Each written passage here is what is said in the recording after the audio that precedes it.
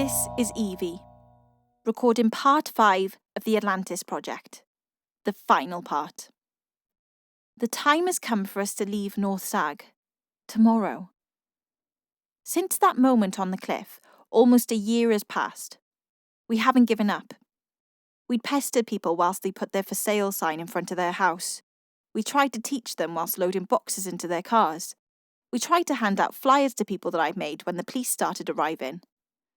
One day, the last day of our protest on the promenade, we were using the last of our flyers to tell anyone who passed about what happened here.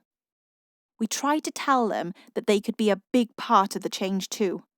No one listened. The rain lashed down on our backs, but we didn't care. Something caught our eye in the streets. I squinted my eyes, and I could see shapes of red and yellow and blue running back and forth the beach to the water's edge. I realised they were coats. The shapes were kids, younger than us. Groups of small kids running down to the beach to bail out the water back into the sea using sand buckets. From what we could hear, between the "Your turn, Alex," and "You cheated, Daisy," it was their game. Like my own game when me and Deean first saw each other. The small kids thought that they were helping. They thought that the rising sea could be pushed back if they just played their game. As if being themselves was enough to make a difference. A police officer who was patrolling the seawall to make sure no one went near it spotted us and said that we needed to go home. We tried to tell him that we had important work to do, but he didn't listen. He made sure we got home by escorting us there. That night, our parents told us we couldn't go out to protest anymore.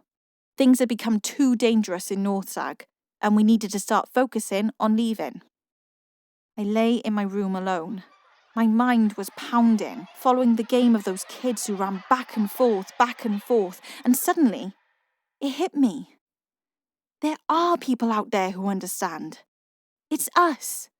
The young people they made fun of and belittled that understand.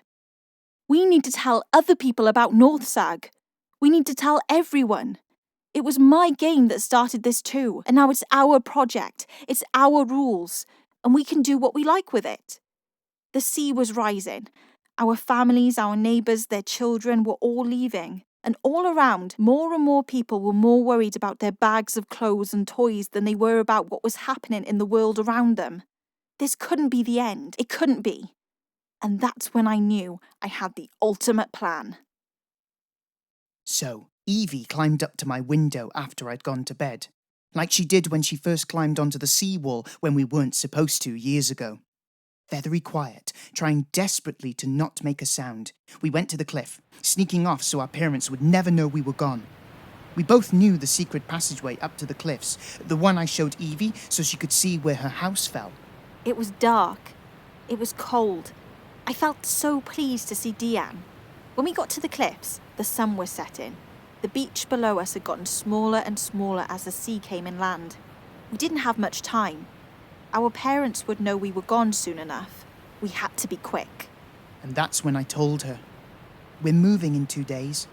Mama and Papa have been packing up the house all day. The shock almost knocked me over. It was so sudden.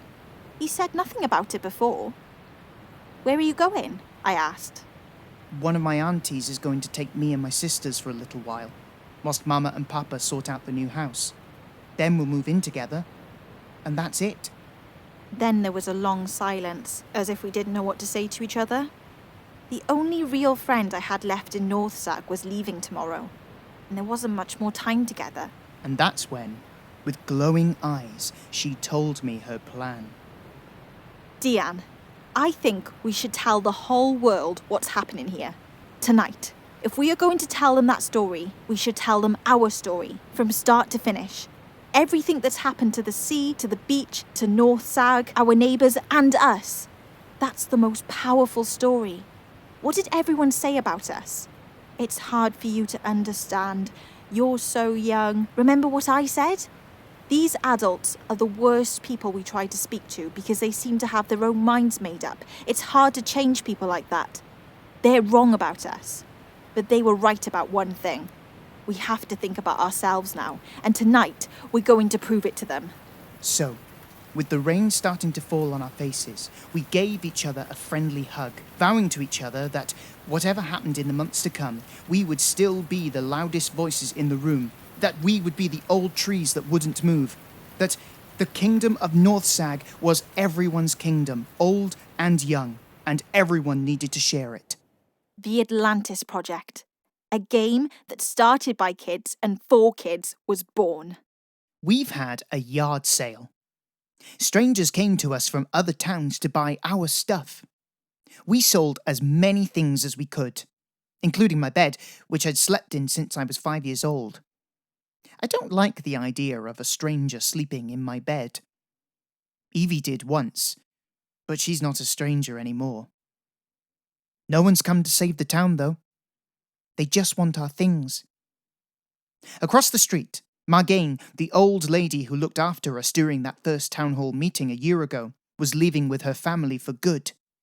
"Farewell, Buchot," she said, before getting into the front of the car. Mikhail, her grandson, gave me a small wave as he got into the back with their mountains of stuff. I rushed over, shoving one of the flyers Evie had made for the Atlantis project into his hand. He looked at me, looking as if I'd just given him a dead mouse.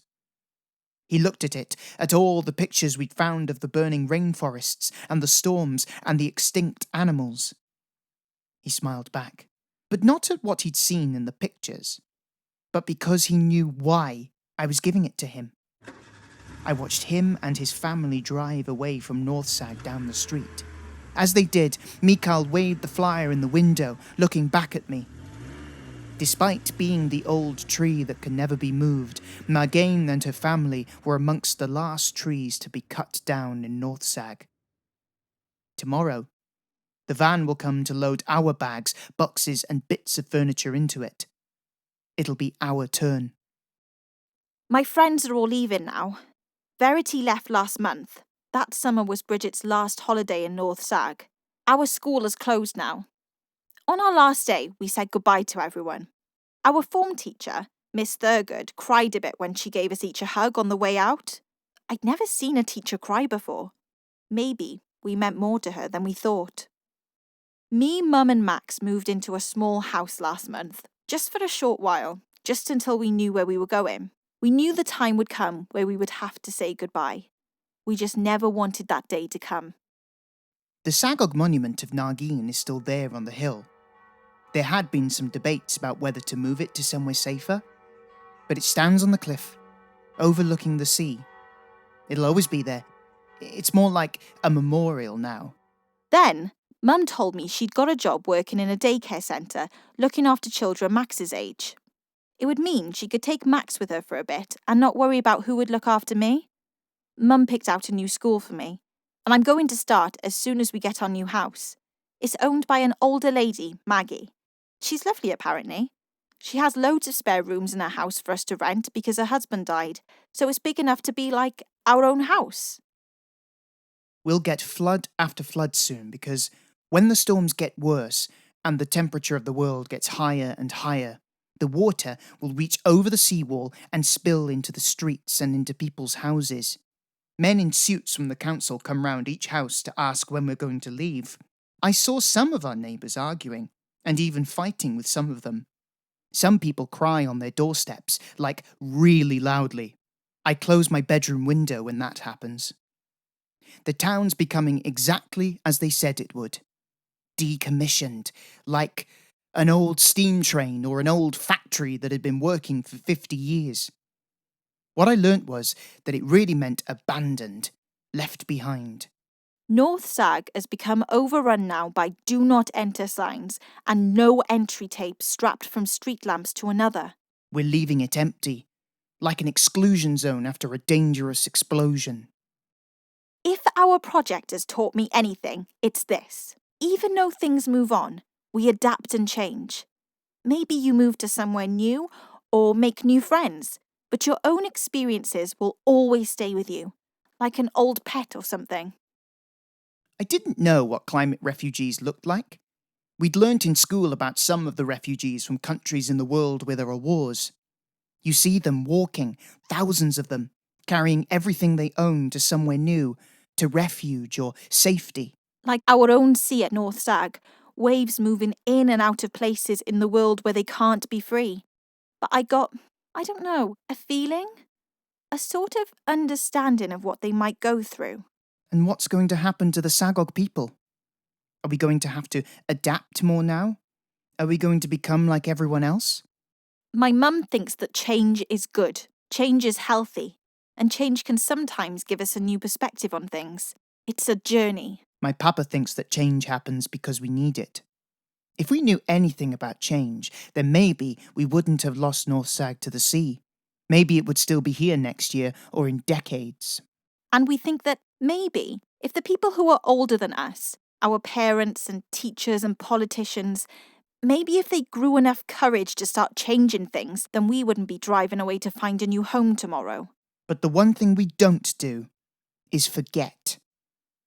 So, welcome to your Atlantis project, our stories and our experiences that you'll hopefully share with the world. If you're curious, then you'll hear about stories like ours everywhere. How the rising sea is eating up towns and cultures like North Sag all around the world. We feel powerful, and we're giving you that power to tell others about it too. In another way, it makes it seem like North Sag and all its memories will live under the sea forever and ever. Anyway, that's the end of the story of North Sag. It might have been too long or too short for you. But we're here to tell you that if there's a thing you still need to know or want to know, just look around you. You'll find those stories if you want to. Don't be scared by them. Tell people what happened here. Tell your parents, your teachers, and all the adults around you what's happening in the world. Take the Atlantis project with you. Carry it on. You have our permission to have it. It's yours. Deean, are we finished? Yeah, I think we're finished. This is Evie. And this is Deean. Ending part 5, the final part of the Atlantis project. Ending the recording now.